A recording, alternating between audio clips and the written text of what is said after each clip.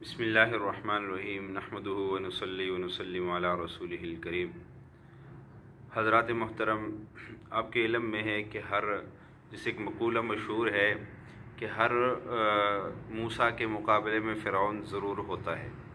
کوئی بھی اللہ کا نیک بندہ ہو، وہ جب دین کی خدمت کرتا ہے تو اس کے مقابلے میں کچھ دشمن ضرور ہوتے ہیں۔ آج کے دور میں موجودہ صدی کے اندر ایک شخصیت ہے جس کو شیخ الوظاٸف حضرت اقدس حکیم طارق محمود چغتائی صاحب دامت برکاتہم العالیہ کے نام سے دنیا جانتی ہے۔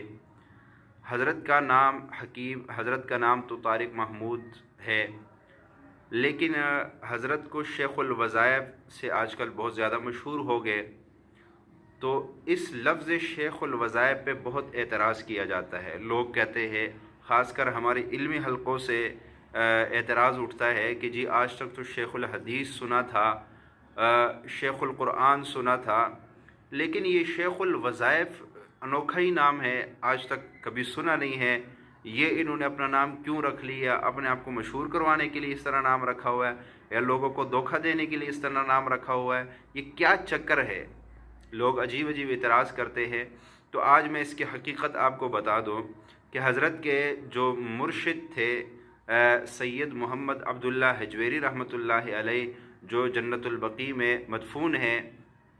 ویسے تو ہمارے حضرت کو 21 علماء اکرام سے جو ہے وہ خلافت ملی ہوئی ہے، لیکن جو حضرت کے اصل پیر و مرشد جو تھے سید محمد عبداللہ حجویری رحمۃ اللہ علیہ، تو حضرت اپنے ایک بیان میں فرمانے لگے کہ میں اپنے مرشد سے اکثر پوچھا کرتا تھا کہ حضرت اس لفظ کے پڑھنے سے کیا ملتا ہے، اس کا کیا فائدہ ہے۔ یعنی مختلف دعاؤں کے بارے میں پوچھتا رہتا تھا۔ کوئی مصنون دعا مجھے ملی تو میں مرشد کے پاس جا کے پوچھتا تھا، مرشد جی اس دعا کے پڑھنے سے کیا ہوتا ہے، کیا مصیبتیں ٹلتی ہیں، کیا بیماریاں ٹلتی ہیں، اور دنیا کیا ملتی ہے، آخرت کیا ملتی ہے۔ اسی طرح قرآن کی کوئی آیت مجھے ملتی جس کے کچھ میں مرشد کے پاس جاتا، مرشد جی اس آیات کے پڑھنے سے کیا ہوتا ہے، اس آیت کے پڑھنے سے کیا ملتا ہے۔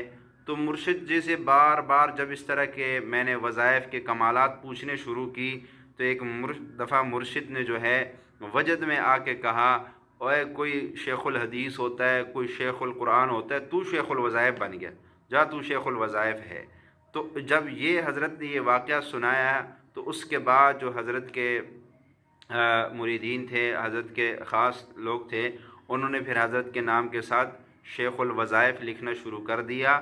یہ ایک محبت میں، جس طرح اب حضرت ابو ہریرہ رضی اللہ تعالیٰ عنہ کا نام کس کو پتہ ہے کہ ان کا نام کیا تھا، لیکن ان کو جو ہے وہ ابو ہریرہ سب کہتے ہیں۔ کیوں؟ یہ ابو ہریرہ کا لقب میرے نبی آقا صلی اللہ علیہ وسلم نے ان کو ایک محبت میں دیا تھا، ان کو یہ اتنا پسند آیا کہ وہ اپنا نام ہی بھول گئے اور اس سے وہ مشہور ہو گئے۔ تو جو اصل مرشد کے عشق میں ڈوبے ہوتے ہیں، مرشد سے محبت کرنے والے ہوتے ہیں، ان کو اس نام سے پکارو جو ان کو مرشد نے دیا ہوتا ہے، ان کو وہ نام بہت اچھا لگتا ہے۔ تو میرے مرشد اپنے مرشد کے بہت ہی عاشق تھے، ان کے ساتھ بہت ہی زیادہ محبت کرنے والے تھے، اور جو ہے اپنے مرشد کے محبت میں فانی ہو چکے تھے۔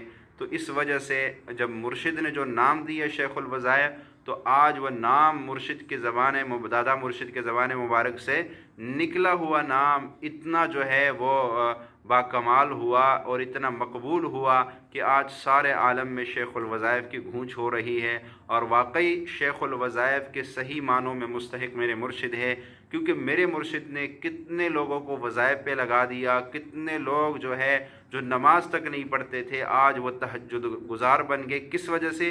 میرے مرشد کے لگانے کی وجہ سے۔ تو جیسے دادا مرشد نے میرے مرشد کو نام دیا، ویسے میرے مرشد نے کام بھی کر کے دکھایا۔ السلام علیکم ورحمۃ اللہ وبرکاتہ۔